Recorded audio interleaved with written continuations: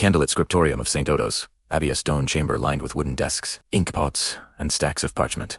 The air thick with the smell of wax and vellum. Brother Anselm worked diligently into the night. To the mortal monks, he was simply a reclusive scribe.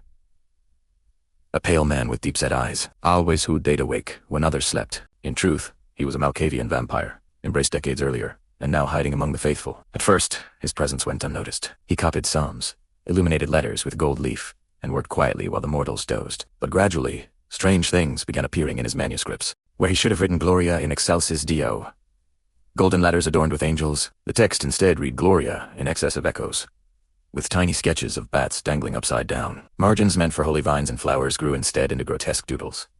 Horned demons gossiping, monks with donkey ears, saints holding loaves of bread that bled red ink. Sometimes the margins even moved, as if the drawings themselves were alive, smirking at their horrified readers. The other monks, humble men in brown robes, with ink-stained fingers and fearful whispers, grew alarmed. One swore he saw a marginal demon blink at him. Another claimed the letters rearranged themselves at night to spell, "Hello!" The abbot began to suspect the manuscripts were cursed. Brother Anselm, meanwhile, thought he was doing excellent work. "I bring clarity," he whispered to himself, dipping his quill.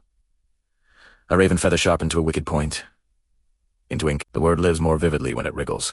He chuckled as he drew a tiny dragon sneaking into the Garden of Eden. But things escalated. One night, a psalter he had copied began singing softly in Latin, though no one was near it. Another time, the monks discovered a bestiary with every animal replaced by snails' knights, jousting against snails. Saints blessing snails.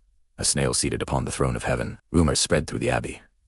Demons haunted the scriptorium. The abbot, a weary man with sunken eyes, clutching his rosary in trembling hands, considered burning the cursed books. Anselm panicked. These manuscripts were his masterpieces, so he proposed an explanation.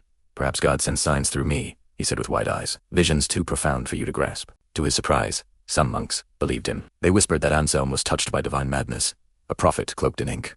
Others avoided him entirely, fearing contagion. And so the strange manuscripts remained, hidden among psalms and gospels.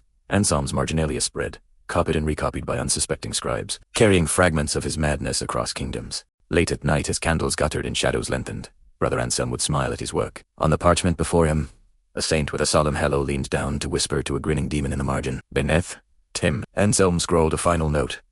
"Truth is found between the lines," and the parchment seemed to laugh with him.